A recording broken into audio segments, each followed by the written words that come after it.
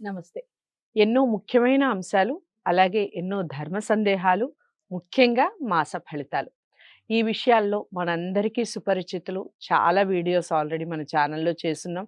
ప్రతి మాసం మనల్ని పలకరిస్తూనే ఉంటారు మాస ఫలితాల ద్వారా.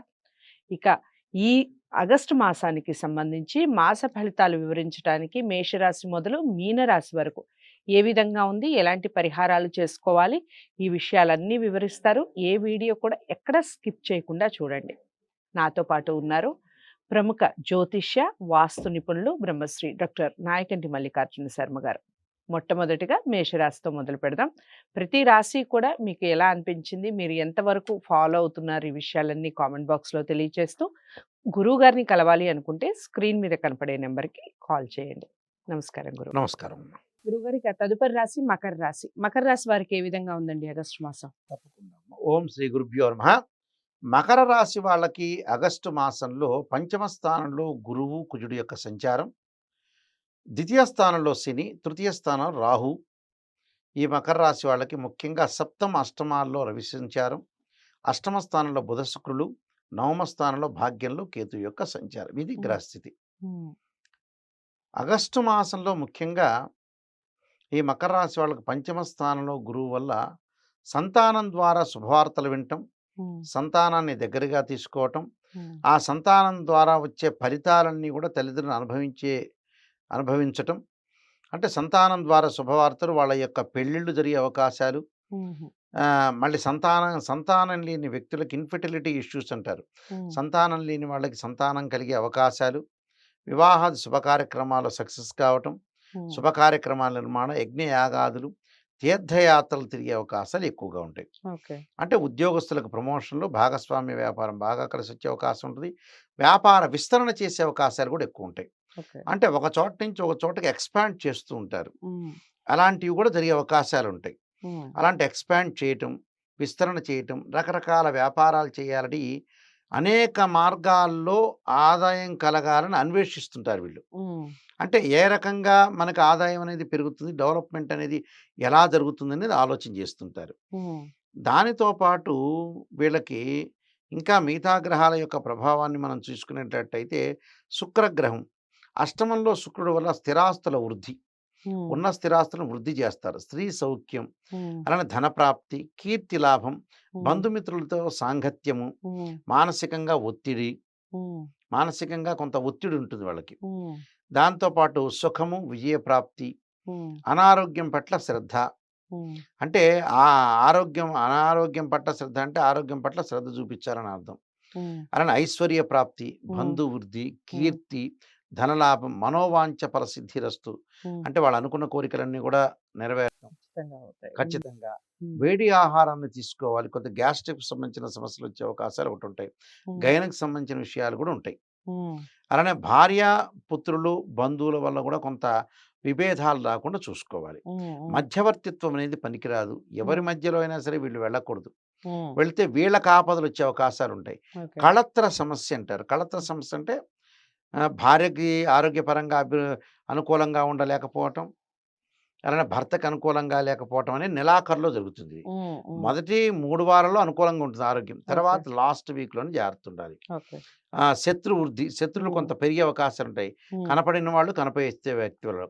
అలానే ప్రయాణాల్లో ప్రమాదాలు జరగకుండా చూసుకోవాలి. ఓకే. గర్భ సంబంధమైన అనారోగ్యాలు, ఉమ్, ఉమ్, గైనిక్ సంబంధించినవి, విరోధ భావాలు, విద్యార్థులకి చదువు పట్ల ఆసక్తి, ఉమ్, శ్రద్ధ పెరగటం, ఉమ్, చేయాలనే విద్యార్థులు చదవాలనే కాంక్ష పెరుగుతుంటుంది వాళ్ళకి. ఉమ్, ఉమ్, ఒక డిజైర్. అలానే ప్రయాణాల వల్ల లాభం కలగటం, కీర్తి, ధనము, స్థానభ్రంశం జరిగే అవకాశాలు ఎక్కువుంటాయి. ఓకే. అంటే ఈ రాశి వాళ్ళకి, మకర రాశి వాళ్ళకి గురువు బాగున్నాడు. ఉమ్, మకరం, కుంభం, మీనం.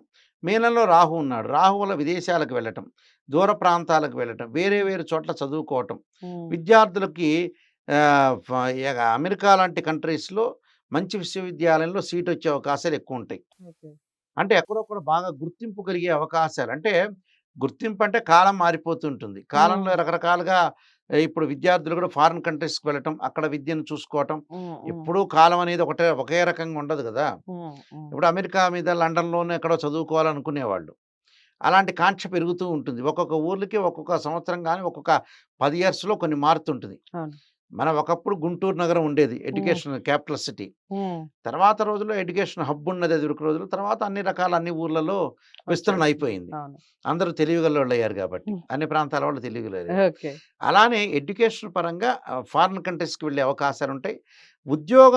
ఉద్యోగ పరంగా గూడా వాళ్ళు కంపెనీ త్రూ గూడా విదేశాలకు వెళ్ళే అవకాశాలు ఏర్పడుతుంది వీళ్ళకి. ఓకే.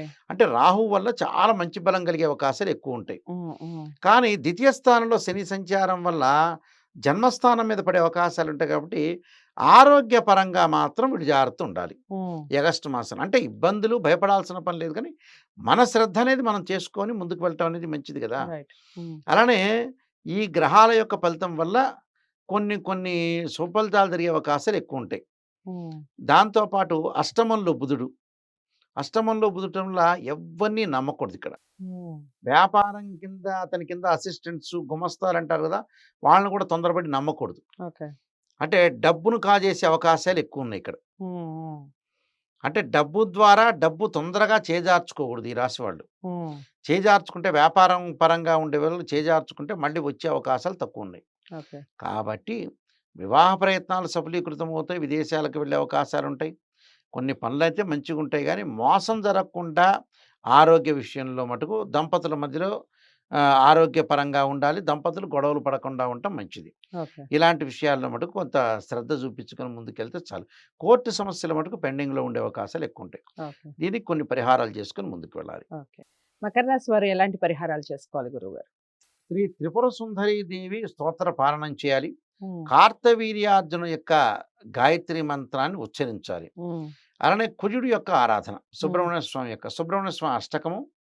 అలానే ధరణీగర్భ సంభూతం విద్యుత్కాంతి సమప్రభం కుమారశక్తిస్తంచ మంగళం ప్రణమామ్యంతో పాటు అంగారకాయుధే శక్తిహస్తాయ ధీమే తన్నో భౌమ ప్రచోదయాత్ అనే మంత్రాన్ని చక్కగా చదువుకోవటం వల్ల వీళ్ళకి మంచి జరిగే అవకాశాలు ఉంటాయి. ఈ కుజుడు యొక్క మంత్రం మంగళవారం రోజున కుజ హోరలో కానీ ప్రదోషకాల సమయంలో సాయంత్రం పూట చదవటం మంచిది.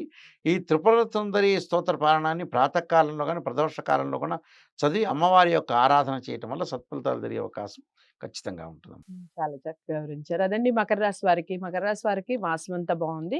చిన్న చిన్న ఒడిదుడుకులు అధిగమించాలి అంటే ఎలాంటి పరిహారాలు చేసుకోవాలి అనేది గురువుగారు చాలా చక్కగా వివరించడం జరిగింది. మీకు ఇంకా ఏమైనా డౌట్స్ ఉంటే కామెంట్ బాక్స్‌లో తెలియచేయండి. ముఖ్యంగా జాతకాలను పరిశీలించుకొని పరిహారాలు చేసుకుంటే చాలా మంచి ఫలితాలుంటాయి.